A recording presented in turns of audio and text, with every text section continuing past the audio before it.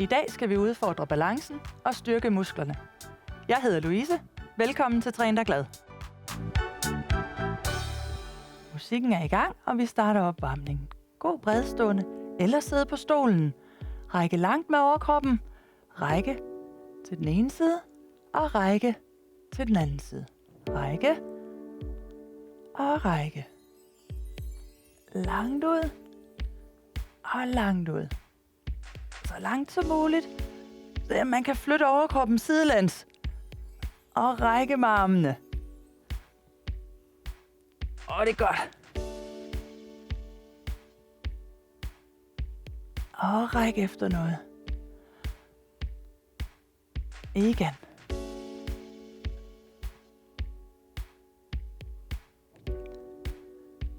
Og vi skal have hoften til at dreje rundt. Rundt med hoften. Store cirkler. Sidder du på stolen, så lad overkroppen køre rundt. Store cirkler.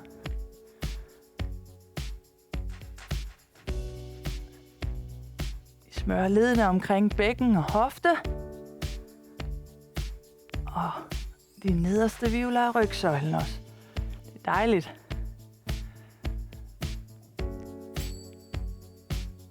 Husk at køre den anden vej. Begge veje bliver smurt.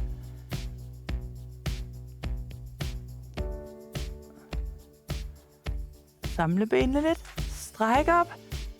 Og tilbage med den anden arm. Stræk. Og tilbage. Stræk og tilbage. Modsat arm. Op. En arm op og en arm ned. Op. Og vi kører op på tå. Op på tå. Op på tå. Op. Op på tå. Op på tå. Godt. Ræk op og ræk tilbage. Mærk, at skulderen lige får lov til at arbejde på bagsiden med den arm, der rækker baglæns. Op og tilbage. Og op på tæerne.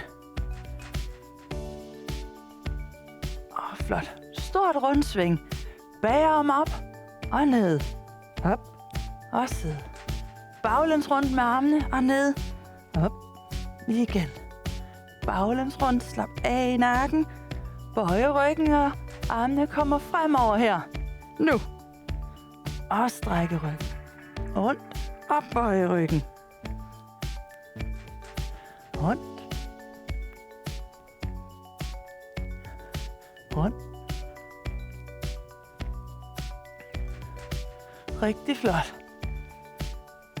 Armene frem. Åben og kig bagud. Frem og åben og kig bagud. Frem. Sid på kanten af stolen, så er der mere plads til at arbejde. Eller stå op i parallelle fødder. Ups. Frem. Og tilbage. Tilbage. Tilbage. Drej med rundt. Kig rundt efter armen. Rigtig godt. Det drejer godt i rygsøjlen. Det er dejligt. Og så begynder at mærke armenes muskler. Fordi vi holder armene fremme og ude. Det syrer lidt, men det må det godt. Der. Der. Og vi slipper armene og går på stedet.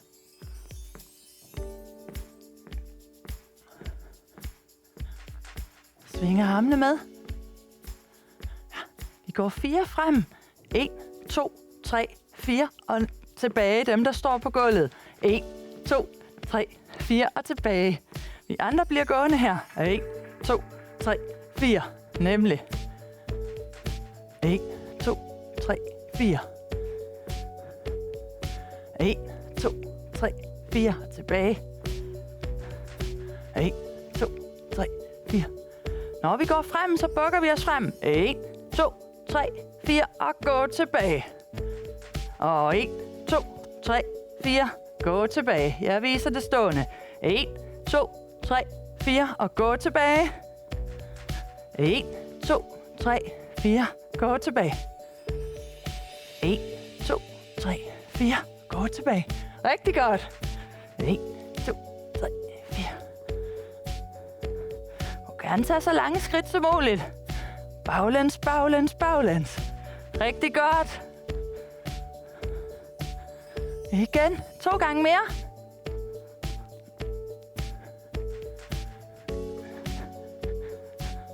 Bliv på stedet. Op og ramme foden.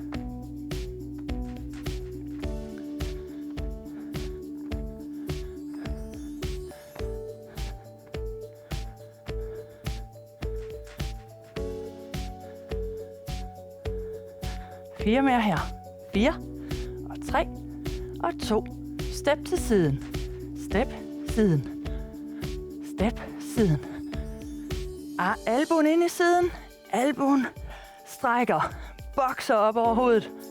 Kan man også sagtens lave på stolen.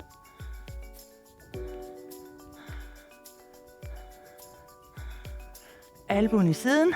Albuen stræk.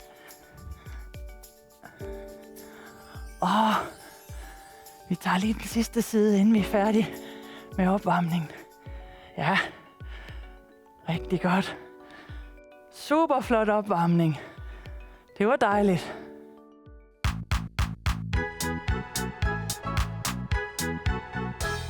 Flot arbejde. Nu går vi videre med træning af styrke og balance. Jeg viser 2 øvelser, som vi kører 2 runder af.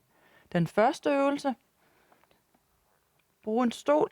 Forskyd benene lidt, så det bagerste ben får lov til at løfte os op, når vi rejser os. Det ben, der står bagerst, laver mest. Det var øvelse nummer 1. Øvelse nummer 2. Sid på kanten af stolen. Lad benet cykle.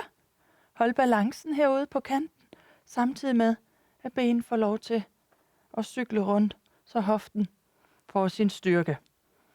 Eller stå ved siden af en stol, ved siden af et bord. Stå på et ben og cykle med det ene ben.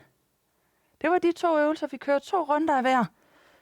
Vi starter med cyklen.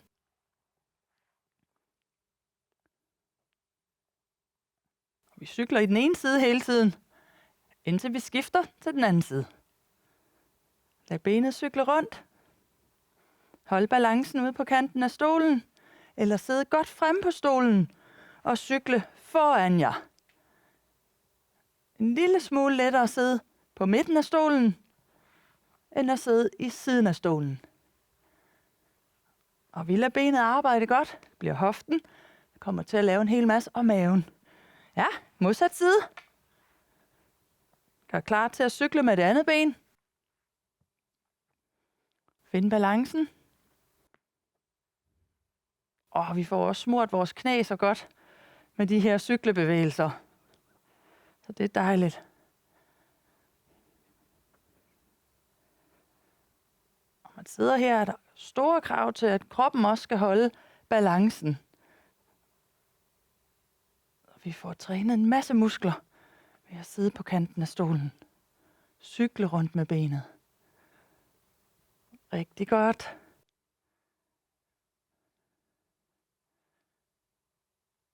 Ja, så kan vi klar til den næste øvelse. Sid på kanten af stolen. Sæt benene for skudt. Er det svært at komme op her, så behold benene ved siden af hinanden. Ellers for skudt. På den måde, så er det det bagerste ben, der løfter os op og sænker os ned til stolen igen. Modsat. Det bagerste ben. Læg mærke til, at jeg forskyder vægten af min overkrop frem over benet, for at komme op og stå. Find balancen deroppe. Skyd overkroppens vægt frem og op og stå. Det er godt arbejdet. Flot. Frem og op og stå. Og igen. Og pause. Vi gør klar til anden runde med cykelbenene.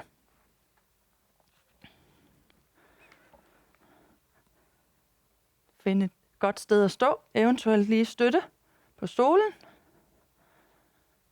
Den ene hofte og knæ cykler rundt. Det ben, vi står på, arbejder rigtig meget omkring ballen, for at vi holder balancen.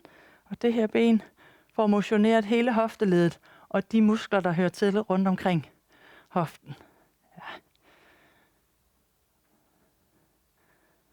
Knæet får også en god smøring, hvis du sørger for bøj og stræk godt i knæet. Ja, det var den ene side. Skal til den anden side. Vi har lige lidt pause, så musklerne lige kan få lov til at få lidt frisk blod forbi med lidt ny energi. Ja, så kører vi med det andet ben. Cykle afsted.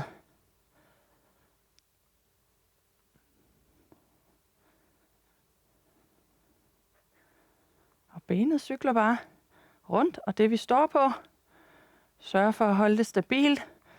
Stræk benet op, stræk op i hoften. Rigtig god muskeltræning. Også for maven. Du skal holde vores overkrop stabil. Ja, så var der en lille pause. Så skal vi lige have den med at rejse sig med de forskudte ben igen.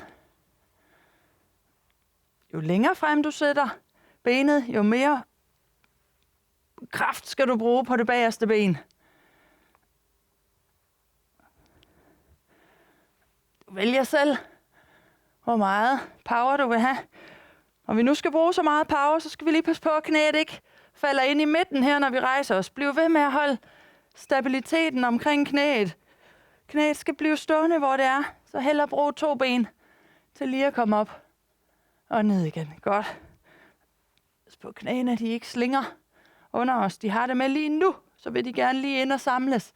Hold dem ude, så der er lidt afstand. Det var de 2 første øvelser. Så skal vi lige have pulsen op. Det gør vi ved at bevæge os sidelæns. Lige så mange gange, der er plads til. Jeg har cirka plads til 3 lange sidestep. Og vi er i gang. Vi følges ad her. I hvert fald, vi holder os i gang samtidig. Fra side til side. Sidestep. Vælg den version, der passer til dig. Og det må godt gå hurtigt. Så kroppen begynder at pumpe med blod. Hjertet pumper blodet ud til de arbejdende muskler. Helt ned til fødderne. Helt ned til lægen.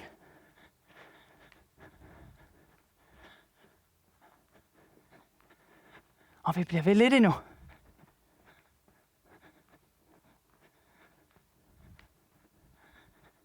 Sidestep. Først den ene vej, og så den anden vej. Vi skal have 2 nye øvelser, som vi skal køre 2 runder af. Brug stolen til at støtte sig til. Det ene ben langt tilbage. Benbøjning. Og op og stå. Det andet ben langt tilbage. Benbøjning. Knæet søger ned mod gulvet. Det forreste knæ bøjer sig. Brug en stol at støtte sig til. Brug en bordkant. Hvad der passer for dig. Sidder du på stolen og ikke kan komme op og stå, så kan du løfte knæene op til brystkassen. Det næste skal vi udfordre vores balance en smule. Vi forestiller os, der er en linje, vi skal gå på. Så holder vi benene så tæt ind på linjen som muligt. Det gør ikke noget, hvis der er lidt afstand på fødderne, men vi går stille og roligt frem og tilbage på linjen. Det var øvelse nummer 2. Vi starter med etteren her, som var benet tilbage og ned i en bøjning. Og så når tiden kommer, så er vi klar. Ned. Bøje. Op. Muskelstyrke til lårene. Her. I den her øvelse. Og bøje ned. Søg det bagerste knæ ned mod gulvet. Langt tilbage. Ned mod gulvet. Så det forreste ben, der løfter os op. Tilbage. Ned mod gulvet. Her har jeg vægten lige ned imellem benene. Op og stå. Tilbage. Lige ned med vægten. op på det forreste ben og stå. Rigtig flot. Det er tung styrketræning til lårene, det her. Det er godt arbejdet. Ja. Gå eventuelt i nærhed ved siden af et bord, så man lige har lidt. Hvis man har brug for at afværge her, når vi øver den her balancegang, så ud med benet, så man hurtigt genfinder balancen. Det er faktisk en rigtig god træning, at man en gang imellem lige skal steppe til siden og finde sin balance her igen i den position. Og så ind og udfordre det at gå på line. Frem og tilbage. Øjnene er rigtig vigtige for balancen. Find et godt fikspunkt, når du går her frem og tilbage. Det hjælper til at kunne holde balancen. Det kan også være, at man går og tænker, det kører bare for mig det her. Så kan du jo fikse øjnene op i loftet og fikse den ned i gulvet, mens du bevæger dig. Så det hele tiden ændrer sig lidt. Vi skal lige have benbøjningerne en anden runde. Find et godt sted.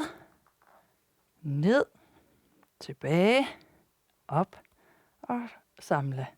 Ned og en benbøjning, op, samle.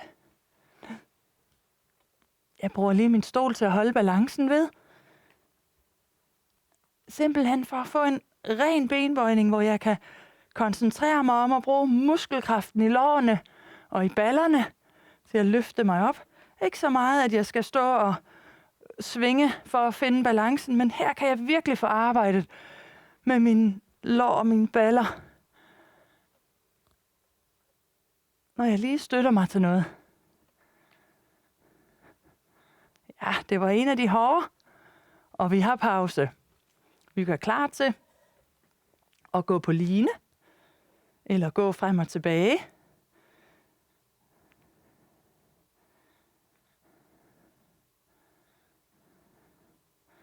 Det kunne også være noget at øve sig på, det med at gå lidt hurtigt frem og tilbage. Det behøver ikke at være på en line.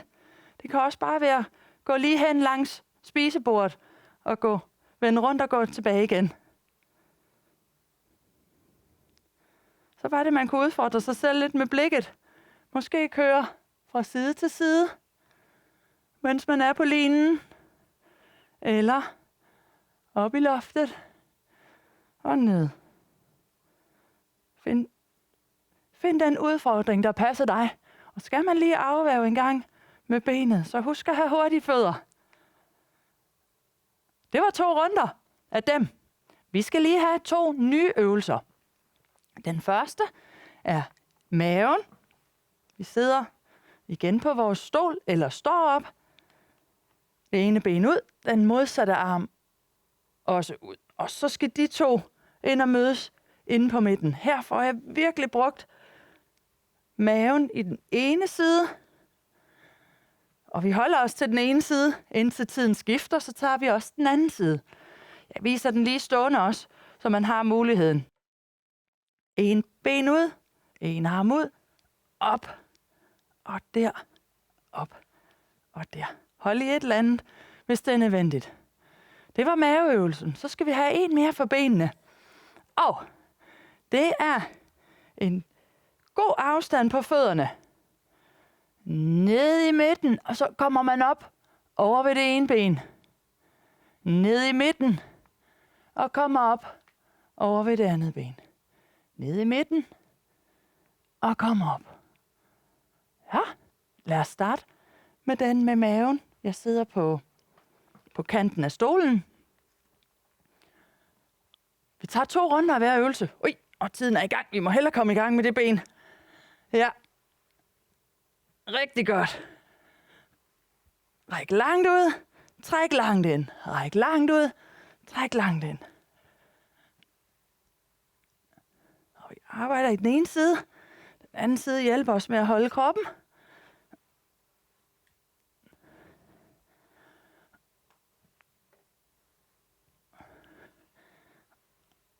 Ja, det er flot. I stedet for at rykke helt ud på kanten, er det også muligt at sidde midt på stolen. Og så lad arm og ben gå så langt ud i hver sin retning herfra. Ja.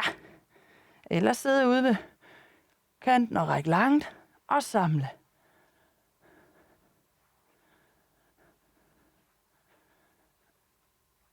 Kan I mærke det?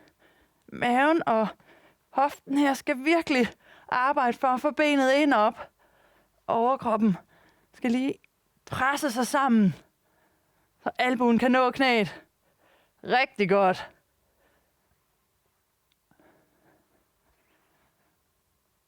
Ja, og pause. Så kommer den med den brede squat. Det kunne være her fra siddende, rejser sig almindeligt op og ned igen. Det kunne også være, at man lige læner vægten lidt ud til siden og rejser sig. Og lidt til den anden side og rejser sig. Så er der mest vægt på et ben. Den tror jeg bare, vi kører. Jeg bliver her, hvis der er nogen, der står op fra starten af.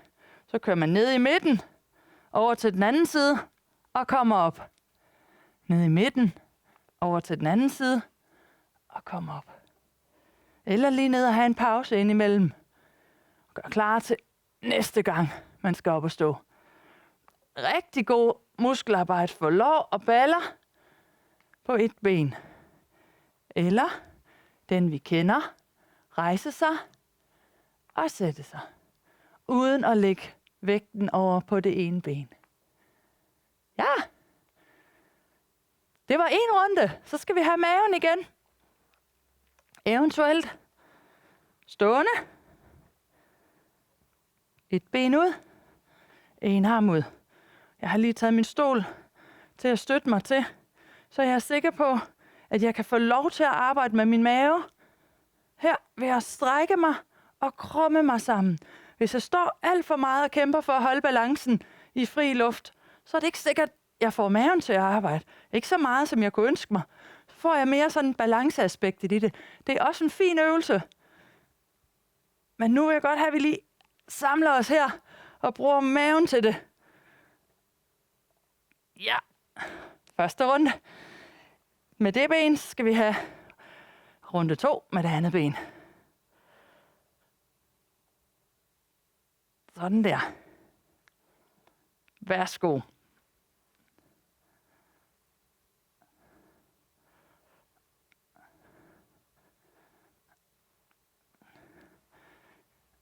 Og det ben, vi står på, får igen lov til at arbejde rigtig meget omkring vores hoftestabilitet. Ræk langt ud og træk langt sammen. Langt ud og godt ind. Og lige der, hvor man synes, man kan ikke trække den mere, så spænder man lige sine mavemuskler, så man lige får de sidste muskelkræfter vredet ud af mavemusklerne. Super godt. Vi mangler lige den sidste, den med den brede squat. Så har vi 2 runder af de her 2 øvelser. Så ned i benbøjning, over til siden og kom op. Ned i benbøjning, over til siden og kom op. Ned i benbøjning.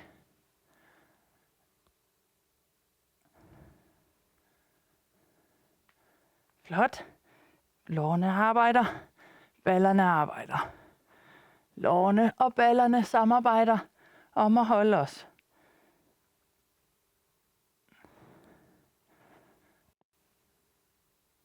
Super godt. Det sidste muskelarbejde for benene. Så giv den alt, hvad den kan trække. Benene må godt ryste under os. Vi har lavet mange gode øvelser for benene i dag. Og pausen. Pausen ryster vi bare lige benene, så gør vi klar til sidesteppene, som det aller sidste i dag. Vi har haft en runde, vi skal have en runde 2. Runde 2 med sidestep. Gerne så vi får pulsen op. Så der skal fart på.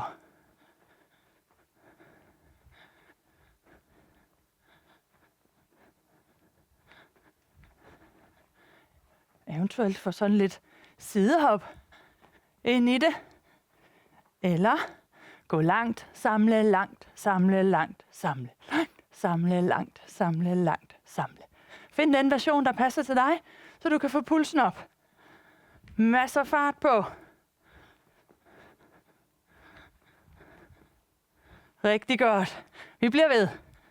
Vi sætter lidt mere tempo på. Vi har ikke så lang tid igen. Bliv ved. Sidste 2. Sådan. Det var dejligt at få arbejdet godt med musklerne.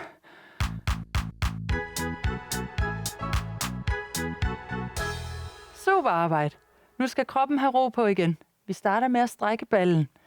Sid på kanten af stolen. Tag foden op til modsatte knæ. Og lad knæet synke ud til siden, mens du læner dig frem. Du skal gerne kunne mærke strækket over på ballen. Bliv siddende her lidt og mærk strækket.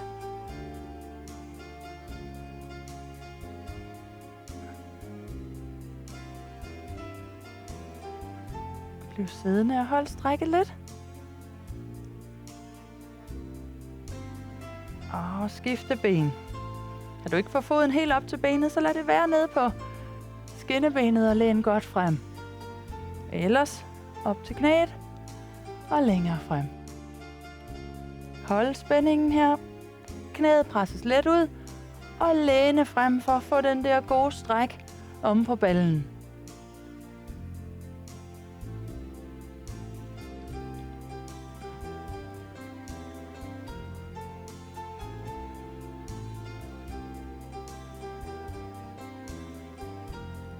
Og vi slipper det ben. Retter kroppen op. En arm op, en anden arm ned til gulvet, og så læner vi os til siden. Får et stræk på den side, den øverste side her af kroppen. Og bliv hængende lidt. Og modsat. Stræk langt her. Så langt som muligt. Mærk strækket helt her langs kroppen.